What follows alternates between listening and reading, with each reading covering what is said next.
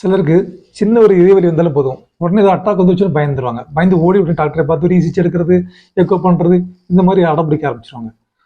இதெல்லாம் தேவையே கிடையாது. சின்ன சின்ன விஷயங்கள் நாமளே வீட்டிலேயே செக் பண்ணிக்கலாம்.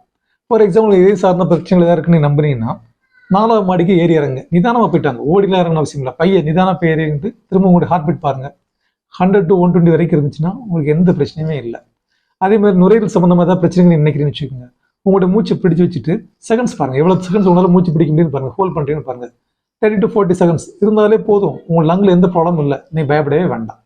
அதே மாதிரி சர்விக்கில் ஏதாவது கம்ப்ளைண்ட் இருக்குன்னு நினைச்சீங்கன்னாக்கா ஸ்ட்ரைட்டாக நின்று ஒருத்தர் சைட்லேருந்து ஃபோட்டோ எடுக்க சொல்லுங்கள்.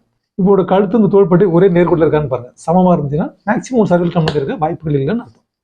இதே மாதிரி பெண்களாக இருந்துச்சுன்னா மார்பகம் சார்ந்த ஏதாவது பிரச்சனை இருந்துச்சுன்னா நீங்கள் தனியாக போய்ட்டு ட்ரெஸ்ஸை கட்டிட்டு கண்ணாடி முன்னாடின்னு பாருங்கள். சைஸ் பாருங்கள். சைஸ் வந்து ஒன்றுக்கு ஒன்று ரொம்ப டிஃப்ரென்ஸ் இருந்தாலோ இல்லாட்ட கட்டிகள் அழுத்தம் கொடுத்து பாருங்கள், கட்டிகள் தென்பட்டாலோ நீங்கள் மருத்துவரை பாருங்கள்.